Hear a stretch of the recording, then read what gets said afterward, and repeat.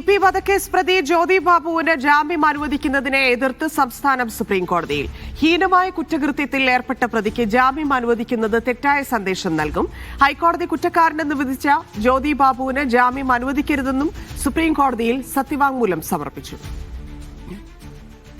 തൗഫീഖ് അസ്ലം ചേരുന്നു. തൗഫീഖ്, എന്താണ് സർക്കാരിന്റെ സത്യവാങ്മൂലത്തിലുള്ളത്?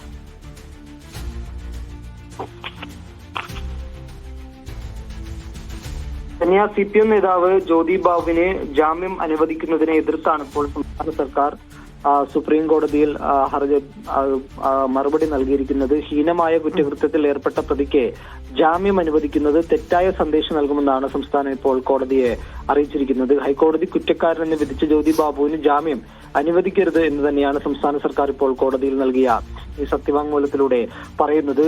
ഈ കേസിലെ 12ാം പ്രതിയാണ് ജ്യോതി ബാബു. നേരത്തെ പരോൾ നൽകിയതിലുൾപ്പെടെ ഹൈക്കോടതി രൂക്ഷമായി വിമർശിക്കുകയും ഈ പരോൾ നൽകിയതിൽ അന്വേഷണം വേണമെന്നുൾപ്പെടെ കാര്യങ്ങൾ ആവശ്യപ്പെടുകയും ചെയ്തിരുന്നു. അതിന് പിന്നാലെയാണ് ഈ ആരോഗ്യം ഉൾപ്പെടെ ചൂണ്ടിക്കാട്ടിക്കൊണ്ട് ഇപ്പോൾ സുപ്രീം കോടതിയെ ജ്യോതി ബാബു സമീപിച്ചിരിക്കുന്നത്. ആരോഗ്യവും അതോടൊപ്പം തന്നെ തുടർന്നുള്ള ചികിത്സയുടെ ഭാഗമായിട്ട് ജാമ്യം അനുവദിക്കണമെന്നാണ് ആവശ്യം. ഇതിനെ തുടർന്ന് നേരത്തെ കേസ് പരിഗണിച്ചപ്പോൾ സംസ്ഥാന സർക്കാരിനോട് റിപ്പോർട്ട് നൽകാനായിട്ട് കോടതി ആവശ്യപ്പെടുകയായിരുന്നു. അതിന്റെ അടിസ്ഥാനത്തിലാണ് ഇപ്പോൾ ഈ റിപ്പോർട്ട് നൽകിയത്. കോടതി പരിഗണിച്ച സമയത്ത് സർക്കാരിനെ പ്രതികരിച്ച് ഹാജരായ അഡ്വക്കേറ്റ്, അതായത് സർക്കാരിന്റെ നിലപാട് അവിടെ വ്യക്തമാക്കിയിരുന്നില്ല, എന്നാൽ നിലപാട് വ്യക്തമാക്കുകയാണ്. രാഷ്ട്രീയമായിട്ട് അതിനുള്ളൊരു പ്രാധാന്യം കൂടി.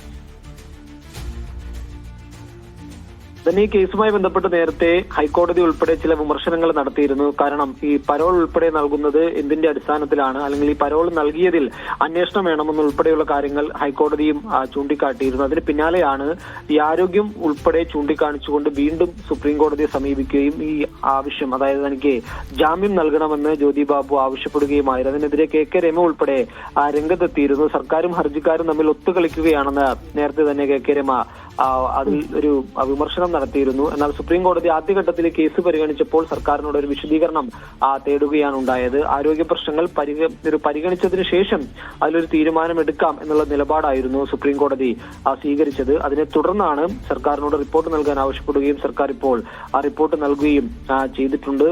എന്തുകൊണ്ടാണ് TP കേസ് പ്രതികൾക്ക് മാത്രം ഈ നിരന്തരം പരോൾ ലഭിക്കുന്നുവെന്ന ചോദ്യം കോടതി പരിശോധിക്കപ്പെടണമെന്നും പറയുന്നുണ്ടായിരുന്നു. കാരണം ഹൈക്കോടതി ഉൾപ്പെടെ വിഷയത്തിൽ വലിയ രീതിയിലുള്ള വിമർശനം നടത്തുകയും ചെയ്തിരുന്നു. പിന്നാലെയാണ് സുപ്രീം കോടതിയിലെത്തുകയും തനിക്കൊരു സ്ഥിര ജാമ്യം വേണം എന്നുള്ളൊരു കാര്യത്തിലേക്ക് ഇപ്പോൾ ജ്യോതി ബാബു എത്തുകയും ചെയ്തു. ഏതായാലും സംസ്ഥാന സർക്കാർ ജാമ്യം നൽകരുത് എന്നുള്ളൊരു കാര്യമാണ് ഇപ്പോൾ സുപ്രീം കോടതി അറിയിച്ചിരിക്കുന്നത്. ഇനിയിപ്പോൾ കോടതി അടുത്ത തവണ കേസ് പരിഗണിക്കുമ്പോൾ എടുക്കുന്ന തീരുമാനം നിർണായകമായിരിക്കും.